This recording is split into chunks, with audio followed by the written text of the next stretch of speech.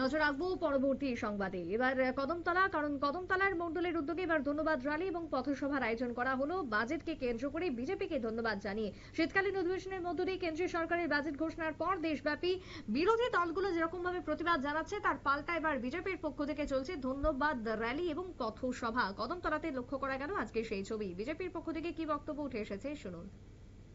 আমাদের মহামহিম রাষ্ট্রপতিকেই অপমান করেননি।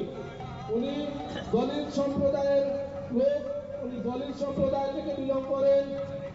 ওনারা যেহেতু আমাদের রাষ্ট্রপতিকে অপমান করেছে, সেটা শুধু রাষ্ট্রপতিকে নয়, আমাদের দেশের আপামর যে দলিত সমাজের লোক আছেন ওনাদেরকেও অপমান করেছেন।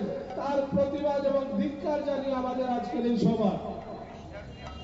আমরা আরো যেটা আছে আমাদের আজকের সবার বিষয়বস্তু, সেটা হচ্ছে বিগত কিছুদিন থেকে আর আমাদের দেশের যে বিরোধী দল আছে, রাজনৈতিক দল, সেই দলের নেতৃত্বরা বিভিন্নভাবে আমাদের সরকারকে অপদস্থ করার জন্য, আমাদের দেশের মধ্যে একটা উশৃঙ্খল পরিস্থিতি সৃষ্টি করার জন্য একটা অপচেষ্টা চালিয়ে যাচ্ছে। বিজেপির বক্তব্য আপনারা শুনলেন। আজকের এই পথসভাকে কেন্দ্র করে সরকারকে ধন্যবাদ জানিয়ে তাদের আজকের এই মেগা র্যালি এবং তার সাথে কর্মী সমর্থকদের যে মিছিল এবং তার সাথে যে ধন্যবাদ, সেটা পরিলক্ষিত হলো 54 কদমতলা কুর্তি এলাকায়।